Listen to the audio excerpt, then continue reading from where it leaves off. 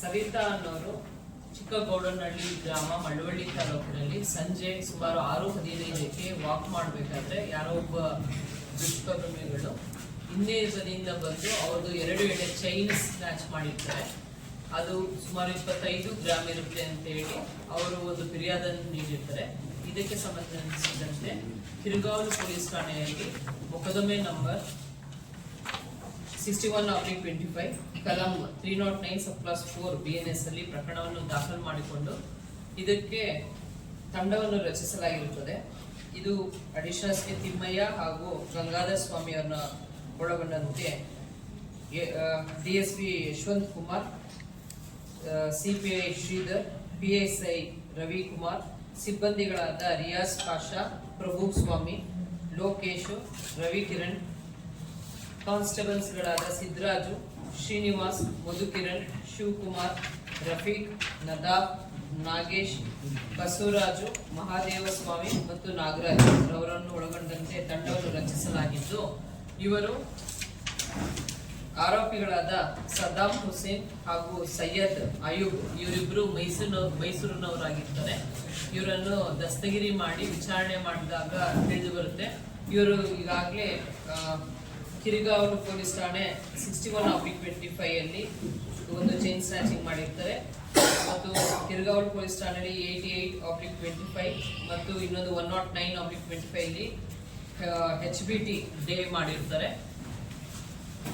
ಮತ್ತು ನಾಗಮಂಗಲ ಠಾಣೆಯಲ್ಲಿ ಒಂದು 132/25 HBT ನೈಟ್, ಮಳವಳ್ಳಿ ಗ್ರಾಮಾಂತರ ಠಾಣೆಯಲ್ಲಿ HBT ನೈಟ್ ಮಾಡಿರ್ತಾರೆ 2 ಪ್ರಕರಣಗಳು.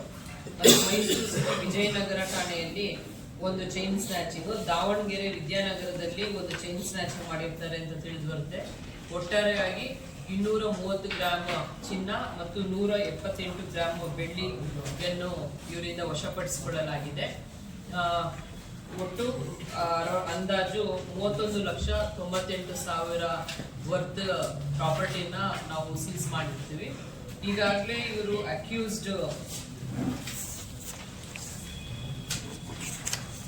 ಆರೋಪಿ ಒಂದು ಸದ್ದಾಂ ಹುಸೇನ್ ರವರು ಮೈಸೂರಿನಲ್ಲಿ ಒಂದು ಹಲ್ಲೆ ಪ್ರಕರಣದಲ್ಲಿ ಭಾಗಿಯಾಗಿದ್ದಾರೆ ಅಂತ ತಿಳಿದುಬಂದಿದೆ. ಹಾಗೆ ಆರೋಪಿ 2 ಸದ್ದಾಂ ಅಯೂಬ್ ರವರು ಶಿವಮೊಗ್ಗ, ಮೈಸೂರು, ಮಂಡ್ಯ, ಚಾಮರಾಜನಗರ ಜಿಲ್ಲೆಯಲ್ಲಿ ಸುಮಾರು 38 ಕಳ್ಳತನ ಪ್ರಕರಣದಲ್ಲಿ ಭಾಗಿಯಾಗಿದ್ದು, ಇವರು ದಿನಾಂಕ 16/7/2025 ಜೈಲಿನಿಂದ ರಿಲೀಸ್ ಆಗಿರ್ತಾರೆ. ರಿಲೀಸ್ ಆದ ನಂತರ ಇವೆಲ್ಲ ಒಂದು ಪ್ರಕರಣಗಳನ್ನ ಮಾಡಿರ್ತಾರೆ ಅಂತ ತಿಳಿದು ಬಂದಿದೆ. ಇವರನ್ನ ಮೈಸೂರಲ್ಲಿ ದಸ್ತಗಿರಿ ಮಾಡಲಾಗಿದೆ. ಪ್ರಕರಣದಲ್ಲಿ ಭಾಗಿಯಾಗಿದೆ. ಇವರು ಆರೋಪಿಗಳ ಹಿನ್ನೆಲೆ ಏನ್ ಮಾಡ್ತಾರೆ? ಇದೇ ಕೆಲಸ ಆಕ್ಚುಲಿ ಅವರು ಕೂಲಿ ಕೆಲಸ ಅಂತ ಹೇಳ್ಕೊಂಡಿದ್ದಾರೆ. ಬಟ್ ಈ ಒಂದು ಇದರಲ್ಲಿ ಅಫೆನ್ಸ್ ಅಲ್ಲಿ ಇವರು ತೊಡಗಿರ್ತಾರೆ. ಕಳ್ಳತನ ಪ್ರಕರಣ ಬರೀ ಸರಾಪರಣ ಪ್ರಕರಣ ಬೇರೆ ಬೇರೆ 2 ಸ್ತರ ಇದೆ ಇವ್ರದ್ದು. ಒಂದು ಸರಗಳತನ ಅಂದ್ರೆ ಚೈನ್ ಸ್ನ್ಯಾಚಿಂಗ್ ಮಾಡುವಂತದ್ದು ಒಂದು, ಇನ್ನೊಂದು ಯಾವ್ದಾದ್ರು ಲಾಕ್ ಡೌಸ್ ಇದ್ರೆ HBT ಮಾಡುವಂತದ್ದು, ಆ ತರನು ಇದೆ. ಡೇ HBT ಮಾಡಿದ್ದಾರೆ, ನೈಟ್ HBT ಸಹ ಮಾಡಿದ್ದಾರೆ. ಕಳ್ಳತನದ ಕೇಸ್ ಬಿಟ್ರೆ ಬೇರೆ ಯಾವ್ದೋ ಪ್ರಕರಣ ಇದೆ. ಒಂದು ಹಲ್ಲೆ ಪ್ರಕರಣ ಇದೆ. ಯಾರು ಆರೋಪಿ ಹೊಂದಿದ್ದಾರೆ ಅವ್ರದ್ದು ವಿರುದ್ಧವಾಗಿ ಮೈಸೂರಿನಲ್ಲಿ ಒಂದು ಹಲ್ಲೆ ಪ್ರಕರಣ ಸಹ ದಾಖಲಾಗಿದೆ. ಈ ಕಳ್ಳತನ ಮಾಡಿದ್ದ ಒಡವೆಗಳನ್ನ ಮೇಡಮ್ ಎಲ್ಲಿ ಇಟ್ಟಿದ್ರು ಅಂದ್ರೆ ರಿಕವರಿ ಮಾಡಿರುವಂತದ್ದ ಏನು ಅವ್ರ ಹತ್ರ ಇರ್ತಾ ಏನು? ಇದು ರಿಕವರಿ ಮಾಡಿದೆ ಅಂದ್ರೆ ಇಲ್ಲ ಖಾಸಗಿ ಇದು ಏನು ಅಂತ ಕೆಲವೆಲ್ಲ ಫ್ರೆಂಚ್ ಮಾಡಿದ್ರು ಸ್ಪೆಚ್ ಮಾಡಿ. ಇವ್ರ ಮೋಟಿವ್ ಏನು?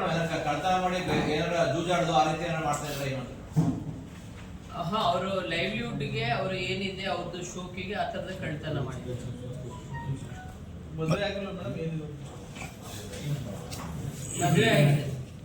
ಸೋಕಿಗಾಗಿ ಮೇಡಮ್, ಸಾಮಾನ್ಯವಾಗಿ ಕಿರ್ಗಾವ್ಲು, ಮಳವಳ್ಳಿ, KM ದೊಡ್ಡಿ ಪ್ರಾಂತ್ಯದಲ್ಲೇ ಜಾಸ್ತಿ ಕಳ್ತನದ್ದು ಒಂದು ಎಲ್ಲ ಬಹಿರಂಗ ಆಗ್ತಾ ಇದೆ. ಬೇರೆ ಎಲ್ಲೂ ಆಗ್ತಾ ಇಲ್ಲ ಮಂಡ್ಯ ಜಿಲ್ಲೆಯಲ್ಲಿ. ಅಲ್ಲ ಆ ಥರ ಏನೋ ನೋಡ್ತೀನಿ ಏನಾಗಿದೆ, ಸ್ಟ್ಯಾಟಿಸ್ಟಿಕ್ಸ್ ಎಲ್ಲೆಲ್ಲಿ ಆಗಿದೆ, ಯಾವ್ಯಾವ ತರ ಕಳ್ಳತನ ಆಗಿದೆ ಅದನ್ನ ಸ್ವಲ್ಪ ಅನಲೈಸ್ ಮಾಡಬೇಕಾಗುತ್ತೆ.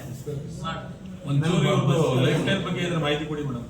ಇವ್ರು ಯಾವ ತರ ಇದು ಮಾಡಿದೆ? ಯಾಕಂದ್ರೆ 38 ಪ್ರಕರಣ ಇವರು ಯಾವ ತರ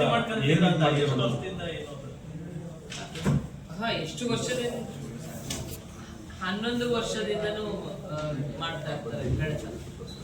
ನಮ್ಮ ಬಸ್ ಸ್ಟ್ಯಾಂಡ್ಗಳಲ್ಲಿ ಕಳ್ತನ ಆಗ್ತಾ ಇರೋದು 10 ಪ್ರಕರಣಗಳಲ್ಲಿ ಒಂದೇ ಪ್ರಕರಣ ಸಿಕ್ಕಿ ಬಿದ್ದಿದ್ದು, ಇನ್ನೂ 9 ಪ್ರಕರಣ ಬಾಕಿ ಇತ್ತಲ್ಲ, ಅದೇನೋ ಟ್ರೇಸ್ ಔಟ್ ಆಗಿದೆ.